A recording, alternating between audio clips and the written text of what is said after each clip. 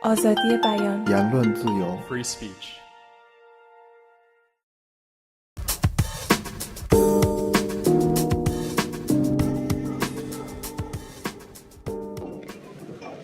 Our second principle is we defend the internet and all other forms of communication against the encroachments of both public and private powers.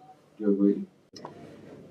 I think the internet really is transformative for freedom of expression. People often get overexcited about new technologies and new media and think they will change everything. I think we have enough experience now with the mainstream internet to say, yes, it really does give a voice to many more people than had one before, allows them to reach many more people. It's not a panacea, of course. There are all sorts of ways that public and private power can block the impact of that, and so I think it is critical to say that we will defend it. When we say encroachment, should one perhaps add the word illegitimate? I think you would find very few people that would argue there are no legitimate purposes ever for restricting speech. I think both in the traditional freedom of expression debate, even the US Supreme Court, for example, has its classic shouting fire in a crowded theatre restriction. I think the internet, again, you can say, well, it does allow freedom of expression to travel so quickly. Perhaps I could see arguments to say, therefore, it might justify slightly more encroachment in the public good. Of course, how you define the public good and who gets to define the public good is then the big question. Indeed. One of the things about the internet is that it has a particular architecture which in its origins was described as the end-to-end principle. Can you explain that in simple terms? One of the reasons the internet has developed so quickly and there's such an incredible range of content and services available online is that all of the intelligence pretty much is in the computers connected to the internet, not the internet itself. The internet service providers running the links between the computers don't need to approve new content, new services. That's what's allowed all these companies to spring up out of nowhere. That's what this end-to-end principle describes. Unlike the telephone network, where most of the intelligence is in the network, that meant that the big monopoly telephone companies, the AT&Ts and so on, had much greater power to stop new competitors springing up. This has developed into the principle of what's called net neutrality. Can you explain that briefly? One of the worries of free speech advocates is now that the internet itself actually is getting slightly smarter, now that ISPs can plug in equipment that's called deep packet inspection equipment that can look much more closely at what people are saying via the internet. The concern is ISPs will try to use that to increase their profits and potentially to block competitors. So, for example, ISPs that are also cable TV companies might not want YouTube coming across their network. Mobile phone companies that are carrying internet data don't want Skype on their network. Net neutrality is an idea for a rule to say, essentially, to stop anti-competitive behavior by ISPs, to make sure the internet stays an open and free medium. And this is partly because a lot of people don't realize is most of this stuff is carried on private infrastructure, privately owned cables, right? So in ISPs, internet service providers, are private owners of what is essentially a public good. So again, unlike the telephone companies that especially earlier in the 20th century were largely run by governments, the internet is almost entirely private infrastructure owned by from the largest global telephony companies down to sometimes quite small mum and dad ISPs, they're called.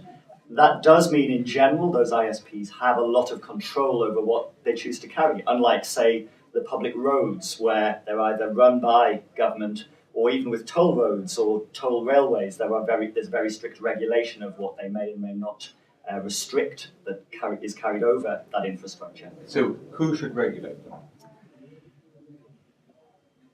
I think for the limited purposes of regulation for the public good, clearly needs to be done by democratically accountable governments in democracies. You start to get problems as international agreements are reached At the regional level, the European Union, for example, has very detailed rules on ISP functioning, which, when you watch how those rules are made in Brussels, are sometimes, I would say, lacking in democratic legitimacy. Then when you go up to the United Nations level, to bodies like the Internet Governance Forum that the UN has set up, they are trying to find new ways to bring democratic legitimacy to these discussions. They are involving civil society groups as well as industry and governments. How far in practice that actually brings legitimacy to these rules, I think, is very much open for debate. But I mean, if I pushed you, would you basically still say democratically elected government?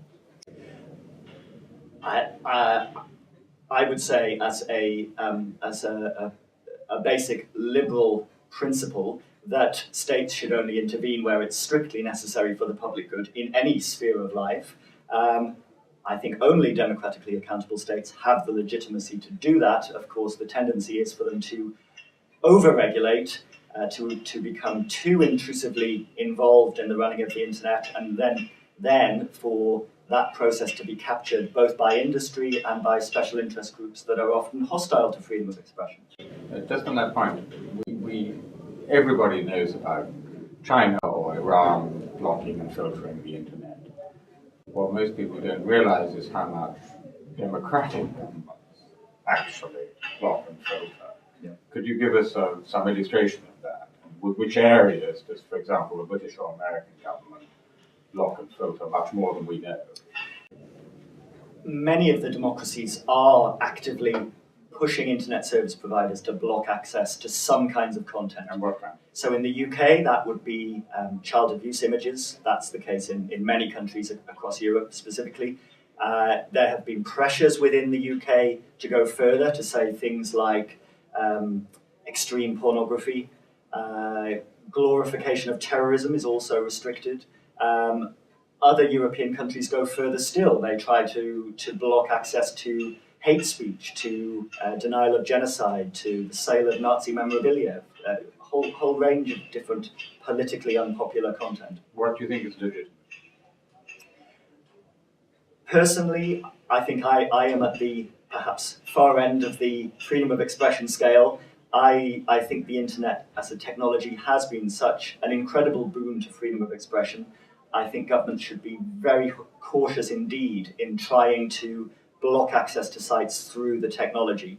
I think it's perfectly legitimate to say governments should criminalize the publication of certain materials and should take action within their own jurisdiction against people doing that publication and against internet service providers hosting the material within the jurisdiction. But I think to be putting pressure either through laws or through behind-the-scenes discussions on internet service providers to block content really cannot be justified, full stop. The UK Internet Watch Foundation is a very odd creature, is it not? Because it's not actually a public statutory agency. One of the concerns that has developed perhaps over the last 5 years is that much of the blocking going on in the Western democracies is not done as a consequence of democratically agreed laws. It's done by often industry groups, self-regulatory groups like the Internet Watch Foundation that are set up by the industry in response to pressure from government. Indeed, the UK government threatened repeatedly to take actions such as police agencies seizing internet service providers' equipment, effectively shutting them down, or the government itself pushing through legislation. They haven't done that because they've got their way in the UK without the need for that. The Home Office Minister responsible a few years ago said, well, we've got effectively 98% filtering in the UK retail market, that's good enough for us. I do see that as problematic because it meant we haven't had the public open debate that would go on if there was legislation. And actually when that has happened in the European Parliament, much more recently, where the European Commission was proposing blocking across Europe, ultimately the Parliament voted against mandatory blocking. Let's talk about a couple of other areas. One is national security. This is not so much a matter, as I understand it, of blocking content as of surveillance of violations of privacy in the name of protecting national security. This is, I believe, quite extensive in Britain and the United States. Yes, the UK and US are indeed world leaders in internet surveillance for all sorts of purposes. Of course, the governments of those countries would always talk about extreme threats to national security, whether that's from foreign powers or from terrorist groups. But in the UK, there is a series of legislation that requires internet service providers to keep data about their customers' internet activities, and that can be accessed not just by the intelligence agencies and the police forces, but actually a wide range of other government agencies for all sorts of purposes.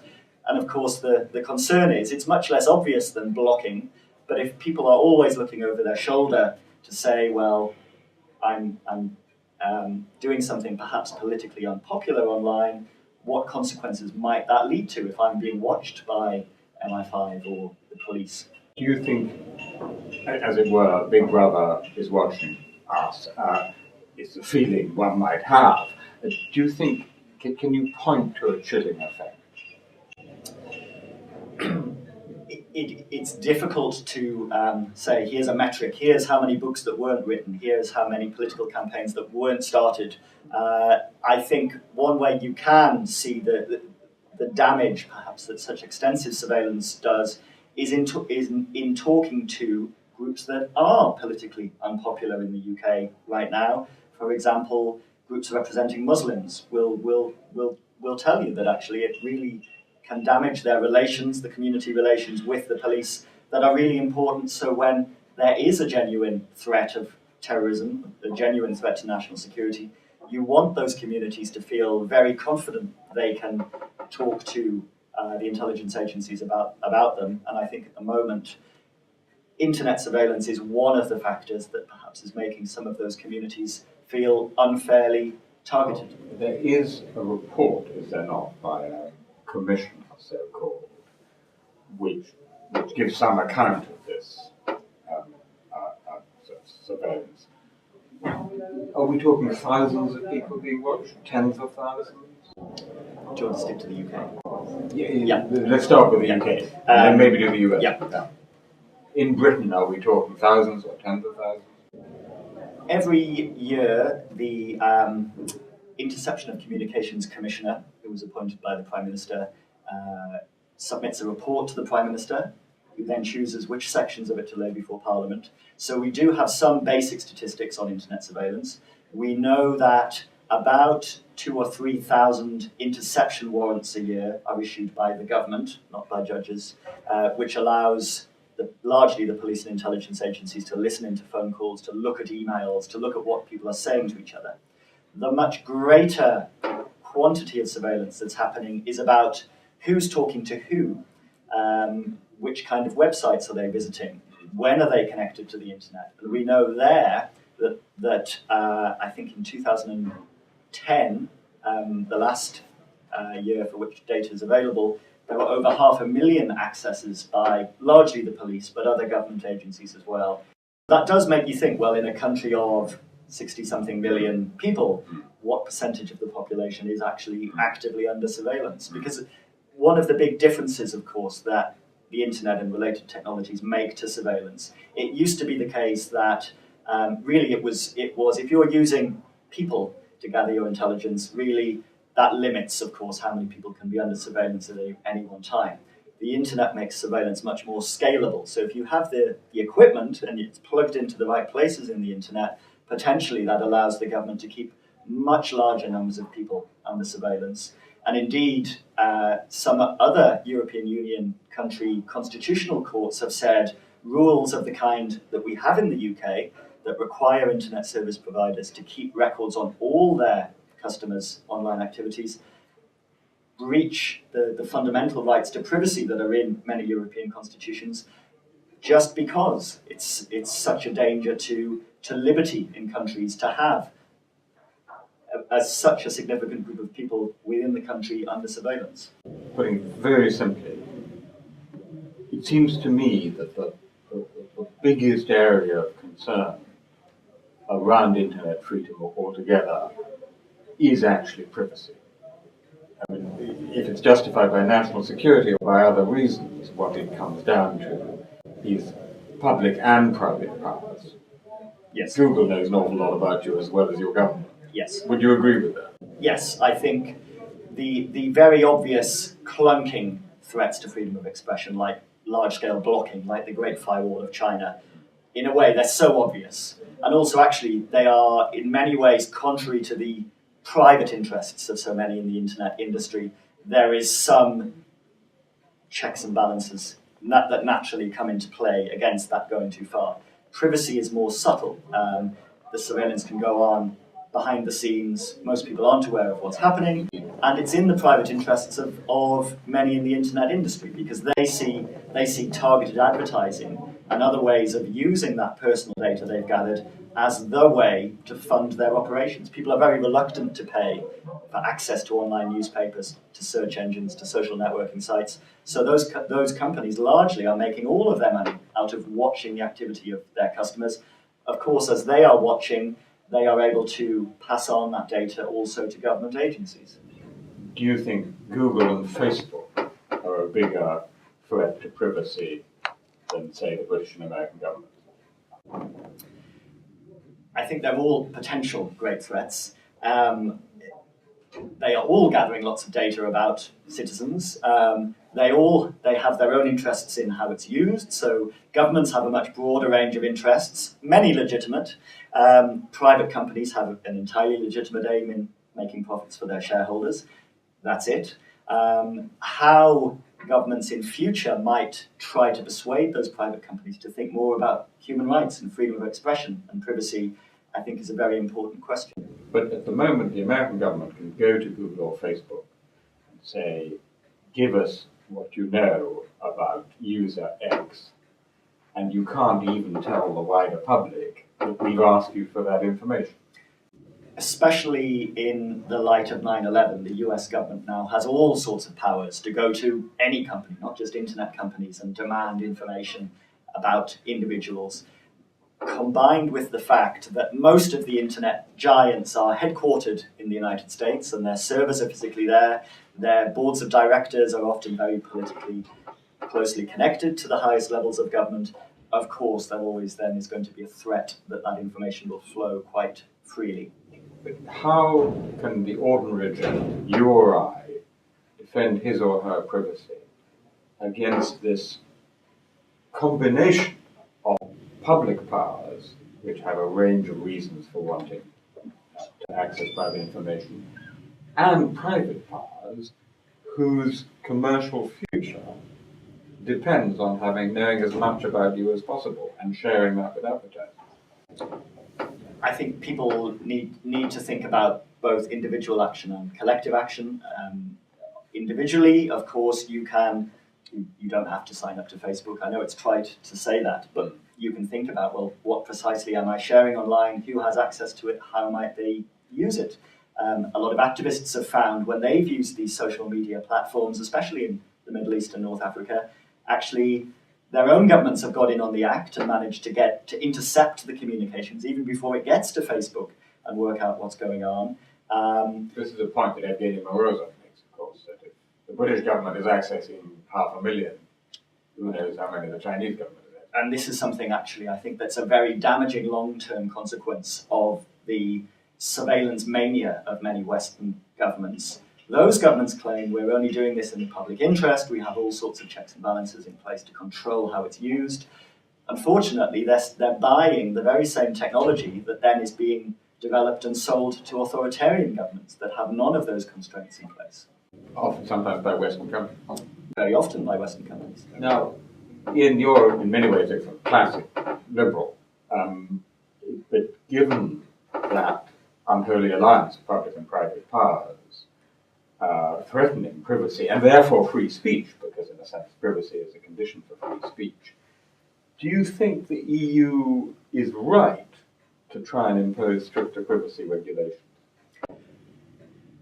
I certainly don't agree with everything the EU does, but I think in the area of privacy it's absolutely right to say the private sector as well as governments have to be very careful in in how they gather data in the first place and what they do with it. I think it is really not good enough to take the US approach in this regard, which is to say there is quite a strong federal privacy act dating from the early 70s that constrains the action of the federal government. That is not where most of the problems come from. I think it really is a much broader requirement for regulation, and many internet companies are very unhappy about it, but I think in this limited case it is right for government to say in the public interest we do need to constrain private power. That raises the larger question on which you've written extensively, which is who should set the rules, who regulates. And one of my concerns in ever going too far in the non-liberal direction and saying that there needs to be more state intervention is that if you look at the examples of how that has been done over the first 2 decades of the internet era, it's often been done very clumsily, with very little regard to human rights, really largely responding to private lobbying and to powerful voices within government, often from the security lobby. It has not been done in what I would say in the genuine public interest. Mm. So who should regulate code?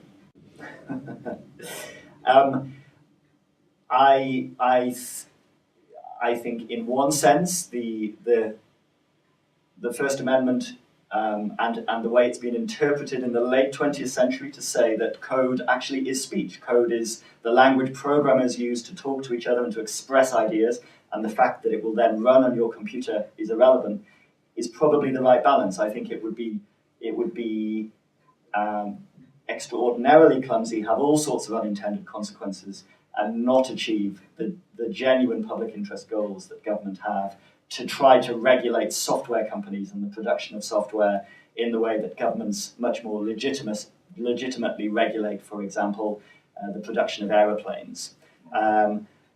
That's not to say I think software companies should be completely free of any constraints on what they produce. And again, I think actually the European Union is going in the right direction to say that software companies should be looking at privacy by design, looking at thinking through how they'll protect the privacy of their customers and their users right from the design stages of their software.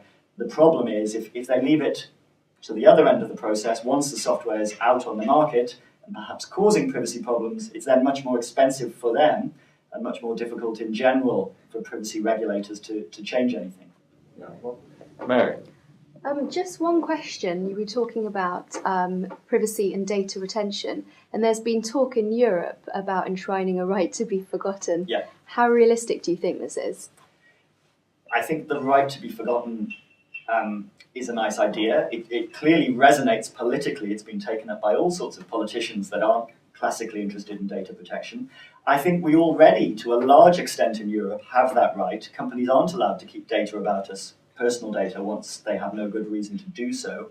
I think going much further than that, you then might start to get problems in the interaction with other rights, the rights of freedom of expression of journalists, for example. I do think it's very difficult to start saying people have the right to be deleted from newspaper archives, for example. I think that will have to remain to be decided on a case-by-case basis by independent courts, balancing the rights of freedom of expression, of privacy, and of other fundamental rights. But would you fundamentally say yes to a right to be forgotten? I think it can be interpreted in so many different ways. I wouldn't say yes in a blanket way, because I think there are some ways it might be interpreted that I wouldn't agree with.